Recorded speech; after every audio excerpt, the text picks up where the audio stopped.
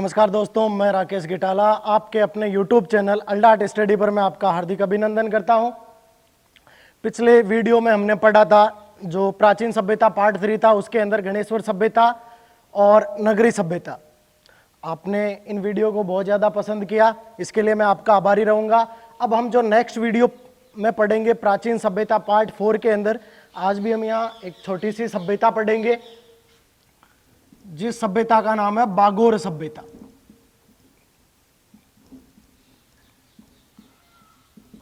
ये प्राचीन काल की सभ्यताओं की जानकारी के बारे में हम पढ़ रहे हैं। अब इन सभ्यताओं में बहुत सी चीजें कॉमन रहती है, जैसे सभी सभ्यताएं किसी नदी के किनारे स्थित होगी। जो सभी सभ्यताएं, इनमें कोई ना कोई हमें उत्खनन से माध्यम से जानकारी मिलती है। वो जानकारी जो विशेषताएं होती है वो भिन्न भिन्न होती है, उनके बारे में हम डिटेल से चर्चा भी करते हैं। आज भी इसी टॉपिक पर हम डिटेल से चर्चा करेंगे।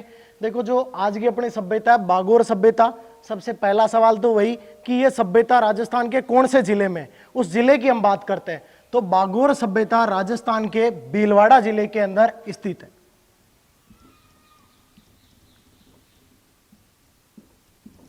राजस्थान के भीलवाड़ा जिले में एक सभ्यता कौन सी? बागोर सभ्यता। अब वही फिक्स सवाल कि जो सभ्यता है वो कौन सी नदी के किनारे? प्रत्येक सभ्यता कोई ना कोई नदी के किनारे तो स्थित है। तो बागोर सभ्यता जो है वो कोठारी नदी के किनारे,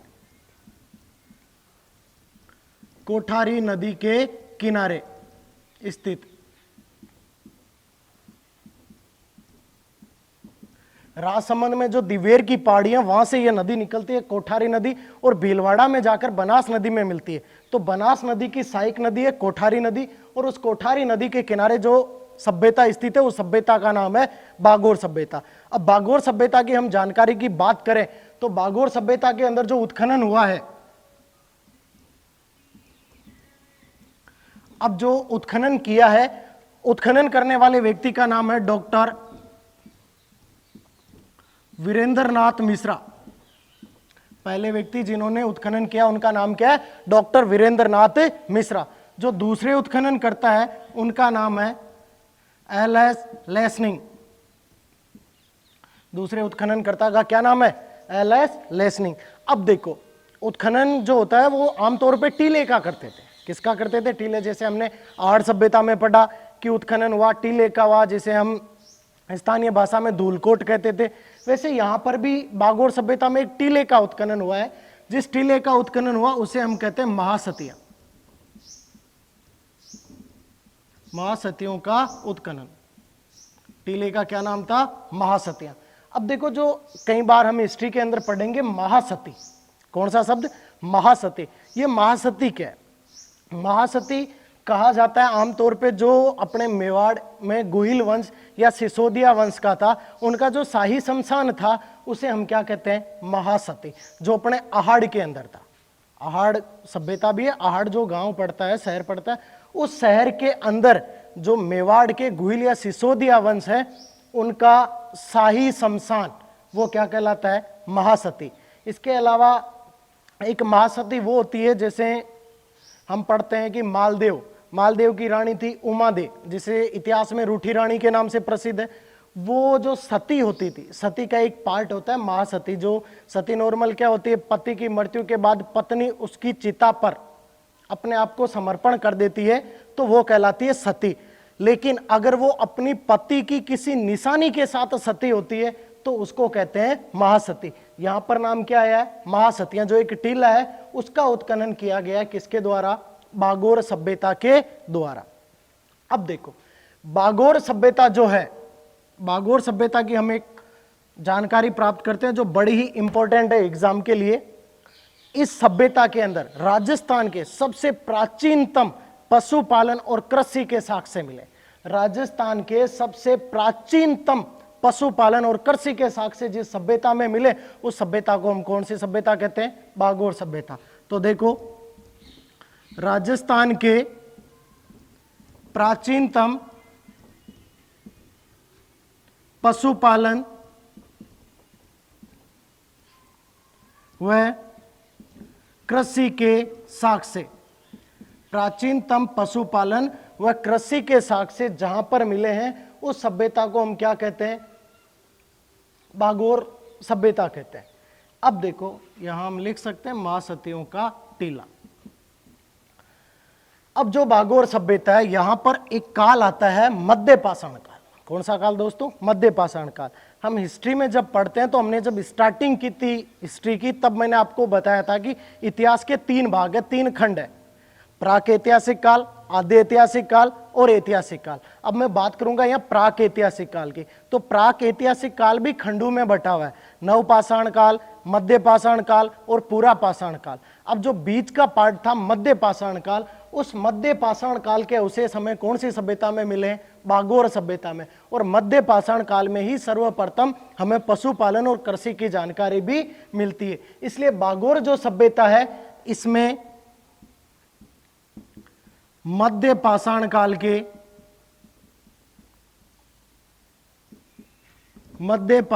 के हमें क्या मिले हैं? अवशेष मिले हैं। बागोर सभ्यता में मध्य पाषाण काल में हमें क्या मिला? पशुपालन और कृषि। और राजस्थान में सबसे प्राचीन पशुपालन और कृषि कहां पर मिली? बागोर में। तो इससे सिद्ध होता है कि मध्य पाषाण काल में किसके साक्ष्य हैं? बागोर सभ्यता के साक्ष्य हैं। इसके अलावा देखो दोस्तों, यहां पर पत्थरों से औजार बनते थे, पत्थरों से औजार व उपकरण का निर्माण। पत्थरों से क्या बनाए जाते थे? औजार बनाए जाते थे। उनसे क्या बनते थे? उपकरण। इसलिए पत्थरों से औजार व उपकरण बनने के कारण इस सभ्यता का एक उपनाम पड़ा। इस सभ्यता का क्या पड़ा?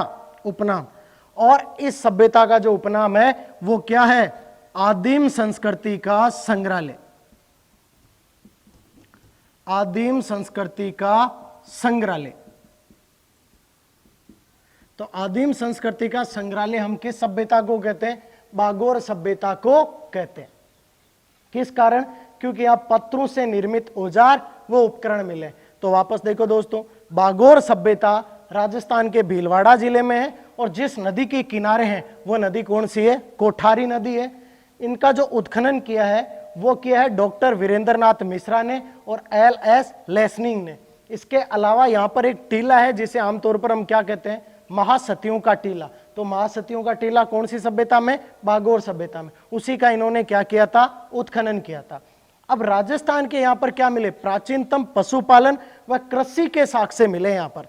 तो राजस्थान के प्राचीनतम पशुपालन व कृषि के साक्ष्य। वैसे हम बात करें कि पशुपालन व कृषि के साक्ष्य कौन से काल में मिलते हैं, तो कौन से काल में मिलते हैं? मध्य पाषाण काल में। इसलिए हम कह सकते हैं कि बागोर सभ्यता कौन से काल की देन है? मध्य पाषाण काल की देन है। यहां पर क्या मिले? पत्थरों से जो औजार व उपकरण का निर्माण होता था, इस कारण इसका नाम क्या पड़ा? बड़ा ही इंपॉर्टेंट सवाल है, आदिम संस्कृति का संग्रहालय। तो आदिम संस्कृति का संग्रहालय हम किस सभ्यता को कहते हैं? बागोर सभ्यता को कहते हैं। तो एक अपनी छोटी सी सभ्यता आज पूरी हुई जिसका नाम क्या है? बागोर सभ्यता। अब छोटी छोटी सभ्यताएं हैं। इसके अलावा बागोर सभ्यता के अलावा हम एक और सभ्यता का यहां पर वर्णन पढ़ते हैं, उसकी विशेषता पढ़ते हैं, उत्खनन पढ़ते हैं। अब अगली जो अपनी सभ्यता आएगी उसका नाम है रेंड। रेड सभ्यता ये पड़ती है अपनी कहां पर? टोंक जिले में। राजस्थान के कौन से जिले में? टोंक जिले के अंदर यह सभ्यता पड़ेगी अपनी रेंड। मैंने जैसे भी आपको पहले भी बताया कि प्रत्येक सभ्यता एक नदी के किनारे स्थित होती है। अब जिस नदी के किनारे है उस नदी का नाम है ढील नदी। कौन सी नदी के किनारे? ढील नदी के किनारे। अंतःप्रवाह की एक छोटी सी नदी राजस्थान में बहती है जिसका नाम क्या है? ढील नदी। शायद आपने नाम नहीं सुना होगा, लेकिन ये रेंड सभ्यता कौन सी नदी के किनारे? ढील नदी के किनारे। अब बात करेंगे हम उत्खनन की। उत्खनन करने वाले हैं इस सभ्यता का दयाराम साहनी। किन्होंने किया है? दयाराम साहनी ने रेंड सभ्यता का उत्खनन किया और इनका सहयोग, इनका साथ दिया केदारनाथपुरी ने। केदारनाथपुरी ने, केदारनाथपुरी और दयाराम साहनी ने इस सभ्यता को सबसे पहले प्रकाश में लाए। इस सभ्यता का क्या किया? उत्खनन। अब इस सभ्यता की हम विशेषताओं की बात करते हैं। विशेषताएं। अब देखो इस सभ्यता के अंदर ढेर सारी विशेषताएं, एक बाय एक हम इनके बारे में जानकारी प्राप्त करते हैं। तो देखो दोस्तों, विशेषताओं में हम पहली बात करें तो यहां पर जो मालव गणराज्य था,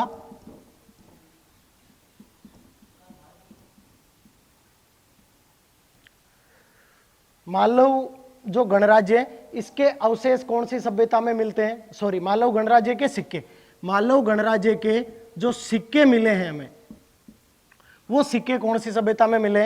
रैंड सभ्यता के अंदर मालव गणराज्य के हमें सिक्के प्राप्त हुए। ये एग्जाम में सवाल पूछा जा चुका आरएसपी के अंदर। मालव गणराज्य के सिक्के हमें कौन सी सभ्यता से मिले? रैंड सभ्यता से मिले। नंबर दूसरी जो विशेषता है, इस सभ्यता में चांदी के आहत, जिसे दूसरा जो प्रसिद्ध इसका हिस्ट्री में नाम है पंचमार्क सिक्के, आहत या पंचमार्क सिक्के मिले। चांदी के आहत या पंचमार्क सिक्के हमें कौन सी सभ्यता से मिले? रैंड सभ्यता, जो कौन से जिले में है? टोंक जिले के अंदर। अब बात करते हैं पंचमार्क, नाम से स्पष्ट है, पांच मार्क मतलब निशान, पांच निशान, जैसे चांदी के तो उस पे पांच निशानों से ये सिक्के, मतलब ठप्पा के द्वारा, आहत मतलब जो ठप्पा लगाते हैं ना, पांच निशान, जैसे सील वगैरह होती है तो सील लगा देते हैं, तो उस पे वो गोल चक्कर जो भी निशान आता है, तो इस सील पे पांच निशान थे, इसलिए नाम क्या पड़ा? पंचमार्क। ये भारत के सबसे प्राचीन सिक्कों में है। सबसे प्राचीन सिक्के कौन से? पंचमार्क। लेकिन जो प्राचीन पंचमार्क के सिक्के हैं वो कपड़े पे बनाए जाते थे, सामान्य तौर पे कपड़े पे ठप्पा लगाकर, ठप्पा लगाने के कारण इन सिक्कों को क्या कहते हैं? आहत सिक्के कहते हैं। और पांच निशान, पांच मार्क होने के कारण इन सिक्कों का नाम क्या पड़ा? पंचमार्क सिक्के पड़ा है। तो अपने को रैंड सभ्यता के अंदर चांदी के आहत या पंचमार्क सिक्के मिले, और जो सिक्के मिले उनकी संख्या कितनी थी? 375 सिक्के। 375 सिक्के हमें यहां से मिले। इतने सिक्कों का बड़ा ढेर, इतना बड़ा ढेर पूरे राजस्थान नहीं, भारत ही नहीं, बल्कि एशिया में भी कहीं नहीं मिला। एशिया में ये सिक्कों का सबसे बड़ा ढेर था। एशिया में सिक्कों का, सिक्के भी कौन से? पंचमार्क सिक्के, सिक्कों का सबसे बड़ा ढेर एशिया में, सिक्कों का सबसे बड़ा ढेर हमें कौन सी सभ्यता में मिला है? रैंड सभ्यता के अंदर मिला है। इस कारण जो सबसे बड़ा सिक्कों का ढेर मिला है एशिया में, इस कारण इस सभ्यता का एक उपनाम हो गया। सिक्कों का बड़ा ढेर मिलने के कारण भारत का, प्राचीन भारत का टाटानगर, प्राचीन भारत, भारत भी कह सकते हो, राजस्थान भी कह सकते हो, तो प्राचीन भारत या राजस्थान का टाटानगर हम किस सभ्यता को कहते हैं? रैंड सभ्यता को हम कहते हैं। अब देखो, इस दो विशेषता हमने पढ़ ली, मालव गणराज्य सिक्के, गणराज्य के सिक्के मिले, चांदी के पंचमार्क या आहत सिक्के मिले। इसके अलावा जो हम तीसरी विशेषताओं की अगर हम बात करें तो यहां पर लोहे सामग्री मिली है। हमें क्या मिली है? लोहे सामग्री। तो लोहे की सामग्री भी हमें कौन सी सभ्यता से मिली? रैंड सभ्यता से। इसलिए हम इसको किस प्रकार की सभ्यताओं में लगे? लोहे कालीन सभ्यताओं की श्रेणी में इस सभ्यता को हम शामिल करेंगे। किसको? रैंड सभ्यता को। इसके अलावा जो मर्ण मूर्तियां मिली है, मर्ण मूर्तियां, इन मर्ण मूर्तियों में मथुरा की छाप है। किसकी छाप है? मथुरा की छाप। इन मर्ण मूर्तियों, मिट्टी की जो मूर्तियां मिलती थी ये अलग अलग शैली में थी, गांधार शैली में थी, मथुरा शैली में थी। तो ये मथुरा की छाप वाली मूर्ति हमें कौन सी सभ्यता से मिलती है? रैंड सभ्यता से। ये भी एग्जाम में आया हुआ सवाल है और ये भी एग्जाम में आया हुआ सवाल है। बड़े इंपॉर्टेंट सवाल है। छोटी सी सभ्यता है लेकिन एग्जाम की दृष्टि से काफी इंपॉर्टेंट सभ्यता है। इसके अलावा इसकी हम एक और विशेषता अगर हम देखें तो यहां पर बंदर के समान बर्तन संग्रहालय मिला है। बंदर के समान बर्तन संग्रहालय जिस सभ्यता में मिला उस सभ्यता का क्या नाम है? रैंड सभ्यता। वापस देखो दोस्तों, ये राजस्थान के कौन से जिले में? टोंक जिले में। किस नदी के किनारे है? डील नदी के किनारे। उत्खनन किन्होंने किया है? दयाराम साहनी ने किया है। और जो दूसरे इनके सहयोगी थे उनका नाम है केदारनाथपुरी। विशेषताओं की अगर हम बात करें तो इस सभ्यता में मालव गणराज्य के हमें क्या मिले? सिक्के मिले। दूसरा चांदी के आहत या 5 निशानों वाला जो सिक्का था पंचमार्क, ठप्पा लगाने के कारण इसका नाम आहत पड़ा। ऐसे सिक्कों की संख्या कितनी है? 3075 सिक्के हैं। और एशिया में ऐसा मिलने वाला सबसे बड़ा ढेर कहां पर है? रेंड सभ्यता के अंदर है। इसलिए इस सभ्यता का नाम क्या हो गया? प्राचीन भारत या राजस्थान का टाटानगर। इसके अलावा यहां पर लोहे सामग्री मिली है। मर्ण मूर्तियों में किस शैली की छाप मिली है? मथुरा की। और बंदर के समान हमें क्या मिला है? बर्तन संग्रहालय। तो आज हमने 2 सभ्यताओं के बारे में चर्चा की। पहली का नाम जो अपनी सभ्यता आई थी, जो पहली बागोर सभ्यता, और दूसरी सभ्यता कौन सी है? रेड सभ्यता। तो दोनों सभ्यताएं आई होप आपको अच्छे से याद होगी, अच्छे से समझ आई होगी। आगे भी अगले पार्ट में हम राजस्थान की बाकी सभ्यताओं पे भी चर्चा करेंगे। कुछ सभ्यताएं हमने पढ़ ली है और 2 सभ्यता आज होगी। अब बाकी सभ्यताओं के बारे में हम अगले वीडियो में चर्चा करेंगे। आपको ये वीडियो पसंद आए होंगे, कमेंट में जरूर बताना। और इस चैनल को अपने दोस्तों के द्वारा, स्वयं के द्वारा ज़्यादा से ज़्यादा लाइक करवाओ, सब्सक्राइब कराओ। व्हाट्सएप, फेसबुक ग्रुप पर भी आप इसको अपलोड करो।